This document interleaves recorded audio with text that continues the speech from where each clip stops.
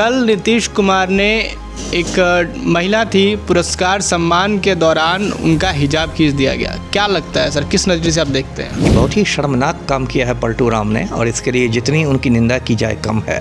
2005 के पहले कोई लड़कियां कपड़ा पहनती थी जी, बताइए। बाकी सारे लोग एकदम दांत निपोरे हुए हैं। मुझे तो दुर्योधन की सभा याद आ गई।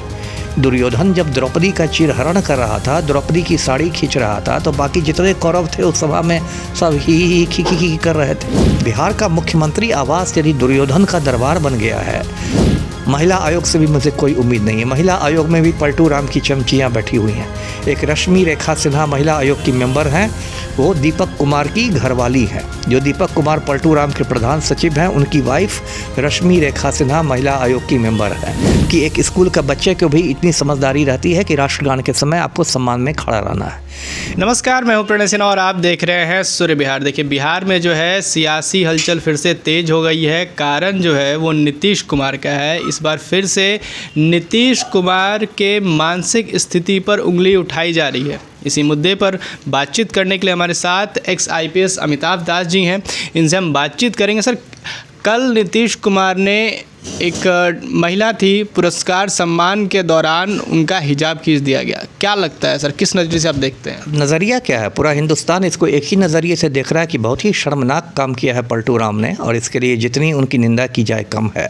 देखिए, पूरा मामला दर्शकों को मैं बताता हूँ। ये कल जो CM हाउस है बिहार का, एक अणे मार्ग मुख्यमंत्री आवास, उसमें एक सरकारी समारोह हो रहा था, राजकीय समारोह था, जिसमें मुख्यमंत्री जो हैं वो मतलब नियुक्ति पत्र बांट रहे थे आयुष डॉक्टरों में, है ना। आयुष डॉक्टर उनको कहते हैं जो गैर एलोपैथी वाले डॉक्टर होते हैं, उनको आयुष डॉक्टर कहते हैं।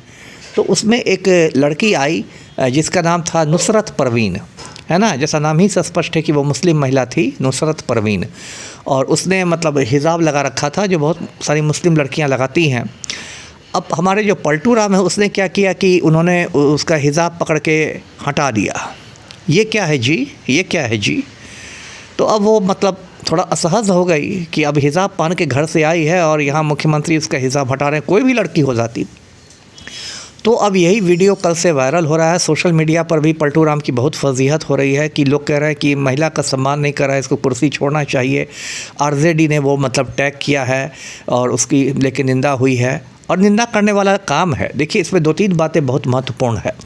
एक बात तो पलटू राम ने जो भी किया वो अनैतिक तो है ही, कानूनी अपराध भी है। मैं दर्शकों को इसे कानूनी पहलू बता दूं कि देश का कानून जो है भारत न्याय संहिता BNS, उसकी धारा 74 जो है सेक्शन 74, उसमें आप जाइएगा, गूगल कीजिएगा, तो इसमें 1 से लेकर 5 साल तक की कैद का प्रावधान है ना।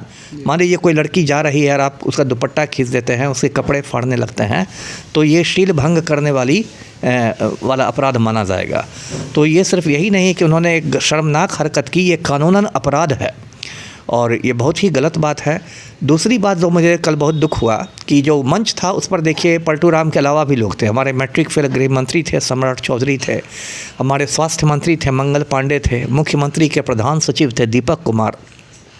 तो यदि मुख्यमंत्री ऐसी कोई ऊट पटांग हरकत कर रहे थे तो बाकी लोगों को रोकना चाहिए था। यदि मुख्यमंत्री ने हिजाब को पकड़ लिया था, हाथ बढ़ाया था, तो बाकी लोगों को रोकना चाहिए था कि सर ऐसे नहीं कीजिए। लेकिन बाकी सारे लोग एकदम दांत निपोरे हुए हैं। मुझे तो दुर्योधन की सभा याद आ गई। दुर्योधन जब द्रौपदी का चिरहरण कर रहा था, द्रौपदी की साड़ी खींच रहा था, तो बाकी जितने कौरव थे उस सभा में सब ही खी कर रहे थे। तो बिहार का मुख्यमंत्री आवास यदि दुर्योधन का दरबार बन गया है, तो इससे ज़्यादा शर्म की बात और चिंता की बात क्या होगी।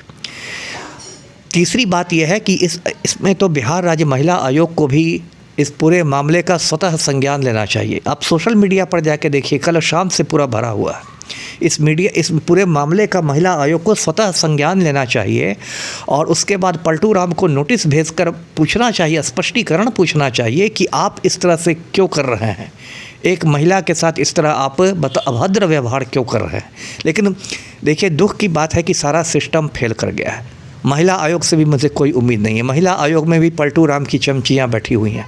एक रश्मि रेखा सिन्हा महिला आयोग की मेंबर हैं, वो दीपक कुमार की घरवाली हैं। जो दीपक कुमार पलटू राम के प्रधान सचिव हैं, उनकी वाइफ रश्मि रेखा सिन्हा महिला आयोग की मेंबर हैं। तो इन चमची लोगों से आप क्या उम्मीद करेंगे। और दुख की बात क्या है कि पिछले 2-3 साल में लगातार नीतीश कुमार की ऐसी हरकतें हो रही हैं जिसको आप असामान्य कह सकते हैं, है ना, असामान्य हरकत।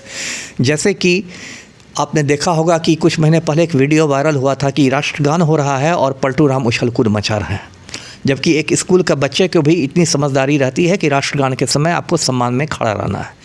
एक वीडियो वायरल हुआ था, एक एस सिद्धार्थ सीनियर IAS है, पलटू राम ने उनके सर पर उठाकर गमला रख दिया था, है ना। एक बोधगया में पलटू राम गए थे तो एक महिला थी उद्घोषिका, उसने कहा कि हम मुख्यमंत्री का अभिनंदन करते हैं, तो पलटू राम उससे चिपक गए कि हम भी आपका अभिनंदन करते हैं। बताइए। बेगूसराय गए जीविका दीदियों के बीच, तो पलटू राम कहते हैं कि 2005 के पहले कोई लड़कियां कपड़ा पहनती थी जी। बताइए। मतलब लगता है कि पूरा सठिया ही, इसको बोलचाल की भाषा में सठियाना कहते हैं। कभी किसी का जाके पैर पकड़ लेंगे, कभी कुछ करने लगेंगे, कभी मतलब हवा में किसी किसी का अभिवादन करने लगेंगे। प्रशांत किशोर ने कई बार मांग की है कि पलटू राम के दिमागी हालात की जांच हो और एक मेडिकल बोर्ड के द्वारा और उसकी रिपोर्ट को सार्वजनिक किया जाए। तो जो भी हो रहा है बहुत चिंतनीय है। मैं आपके चैनल के माध्यम से दर्शकों से कहता हूं कि भाई पलटू राम का दिमाग अब सही जगह पर नहीं है। अपनी बहू बेटियों की इज्जत मुख्यमंत्री से आप लोग बचाइए जी।